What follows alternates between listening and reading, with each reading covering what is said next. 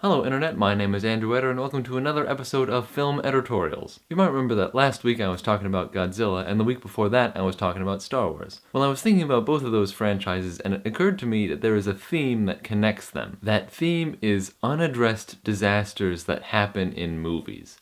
It's kind of weird, so stay with me. When I say disasters on film, I don't mean really bad movies or movies that have performed really poorly at the box office. I mean things that happen on screen where lots of things are destroyed and or lots of people are killed.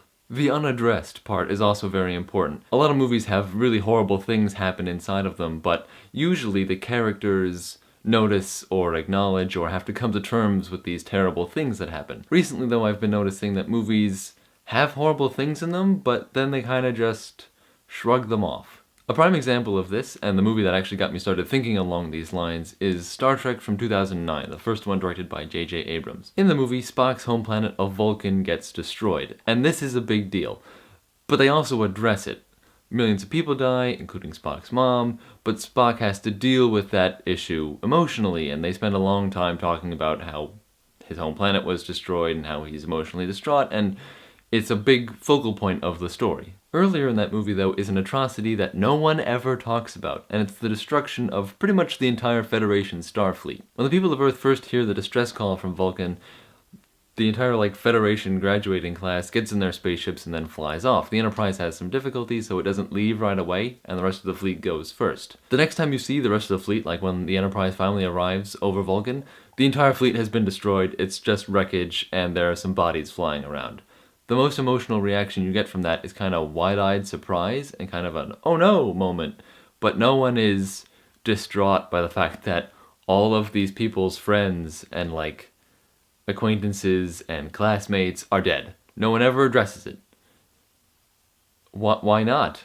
It's kind of important. Something very similar happens in the Star Trek sequel, Star Trek Into Darkness. At the beginning of the movie there's a terrorist attack and they deal with it. It's the inciting incident that gets our characters on their big adventure.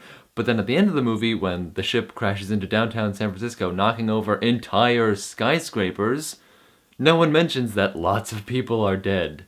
They're only concerned with the bad guy, and they're like, oh, he's still alive. No, you should really be concerned with the thousands of people who just died in the several collapsing skyscrapers. It's kind of a big deal. I mean, even if it was a Saturday afternoon, there's probably still a lot of people in downtown San Francisco who just got squished by a spaceship. So I don't know why they never address it, talk about it. There's a funeral scene at the end, but they're just burying one guy, and they really should talk about, the rebuilding efforts and the disaster that just happened to San Francisco. It's a big deal. And then in Godzilla, no one mentions that there are 4 cities in 2 countries that are either leveled or uninhabitable by the end of the film. Just, it happens, we see it kinda sorta happen, people vaguely say it's a problem, but no one is like, oh my god, this is awful. It's just like, oh no, what's gonna happen next?